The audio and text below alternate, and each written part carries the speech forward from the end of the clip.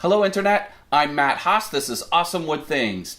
I made one of Nintendo's most beloved characters into a whirligig. This is Mario from Donkey Kong. He swings the mallet. Check it out. As the wind picks up, the mallet goes up and down and he's ready to smash fireballs and Goombas or whatever else comes his way. I used an awful lot of techniques and equipment to make this. I think you'll really like it. Stick around, I'll show you how. I use spray adhesive to attach this outline to a sheet of black acrylic. I used Adobe Illustrator to create this line art. That's a fantastic program for all kinds of shop projects. If you're interested, I have a live hangout on this channel on Mondays where I teach you how to use this program. Come check it out. It's absolutely free. I try and cut just away from the black line. At this stage, it doesn't have to be perfect.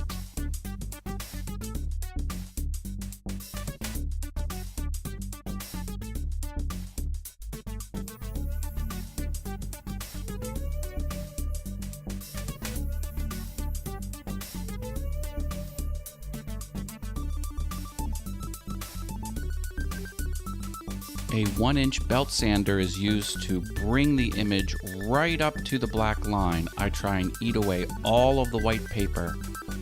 It does a really good job.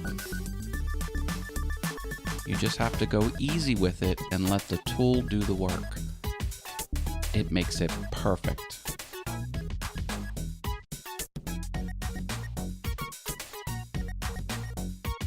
I used the artwork I created in Adobe Illustrator to create these vinyl stickers. And here I had to remove the M logo because that needs to be layered. You can see it's on that white piece. And now that I got the face in, I can already tell, man, this is turning out awesome. I just love it.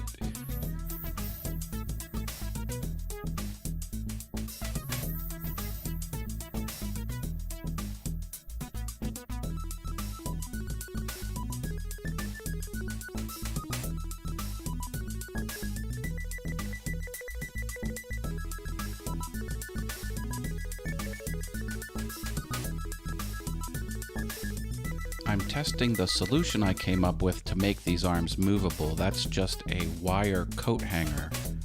A drill is used to put a hole in all pieces. A small washer keeps the arms up off of the character figure so it doesn't crash or bind up. It's just enough spacing. And there, it's working nice. I like it. Give him a little test walk. 2-part epoxy is used to connect the wire shaft to the arms.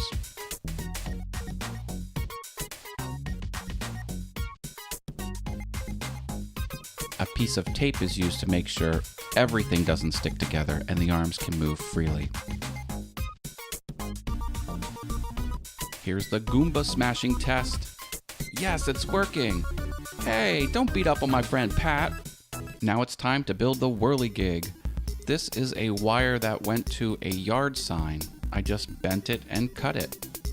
Here I'm ripping a dado to accept the center rod.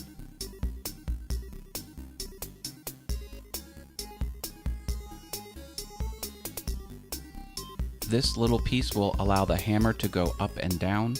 Here's the propeller. And again, I have a pretty rough shape, but the sanding tool brings it perfect. And I forgot to mark the center point, so I had to use this old legacy method to find the center of a circle. There it is.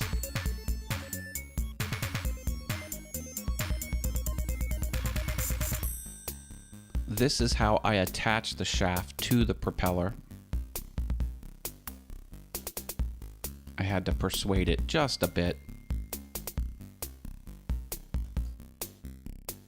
A tapering jig is used for the propellers.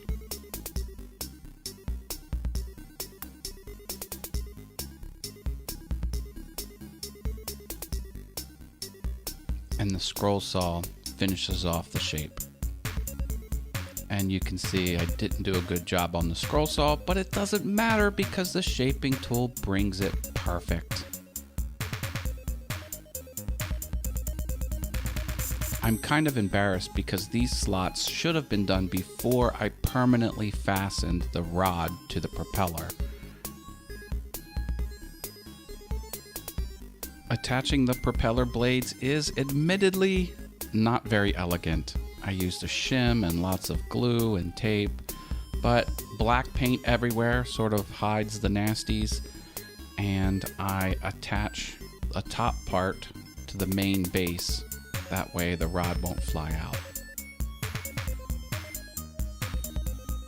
And then I attach Mario and I'm done. I think it came out great, much better than expected.